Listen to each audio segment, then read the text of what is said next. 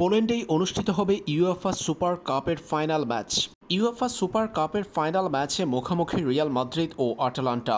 চলমান গ্রীষ্মকালীন দলবদলে Real Madrid শুরুর অংশে দলে ভিড়িয়েছে কিলিয়ান এমবাপ্পেকে। এর আগে গত গ্রীষ্মের দলবদলে ব্রাজিলিয়ান তারকা এন্ড্রিক ফিলিপেকে দলে ভিড়িয়ে রেখেছিল লস ব্লাঙ্কোসরা। এই দুইজন এবার যোগ দিয়েছেন রিয়ালের স্কোয়াডে। স্বাভাবিকভাবেই আগের শক্তির সাথে রিয়ালের শক্তি বেড়েছে কয়েক গুণ।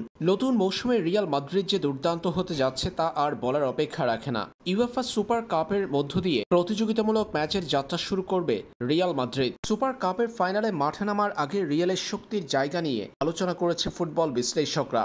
আক্রমণ ভাগে Vinicius junior, Rodrygo Goes, Kylian এমবাপ্পের নামটা শক্তভাবেই উচ্চারিত হচ্ছে। মাঠে লুকা মডরিচের অভিজ্ঞতার পাশাপাশি ফেদারিকো বালভার্দের ক্ষিপ্রতা আর জুড বিলিংহামের সৃজনশীলতায় রিয়ালের মাঝমাঠটাও বেশ দুর্দান্ত। রক্ষণে অ্যান্টোনিও রুডিগারের সাথে এইটার মিলিতর জুটি। দলের মূল শক্তির জায়গায় স্কোয়াডের গভীরতা। কার্লো আনচেলত্তির মতো একজন অভিজ্ঞ কোচ, সেই সাথে তারুণ্য নির্ভর দল। প্রতিটা পজিশনে রিয়ালে আছে বেশ কয়েকটি বিকল্প, যারা কিনা যে কোনো মাঠে যে কোনো সময় ম্যাচের মোড় পরিবর্তন করে দিতে পারে। ইউএফা সুপার কাপের ফাইনাল ম্যাচে আটালান্টার বিপক্ষে ভালো কিছু উপহার দিবে রিয়াল মাদ্রিদ, সেটাই প্রত্যাশা তাদের ভক্তদের। পাশাপাশি নতুন মৌসুম শুরু হওয়ার আগেই শেষ প্রতিযোগিতামূলক ম্যাচে নিজেদের শেষ মুহূর্তের ঝালাইয়ের কাজটাও সেরে নিবে রিয়াল মাদ্রিদের ফুটবলাররা।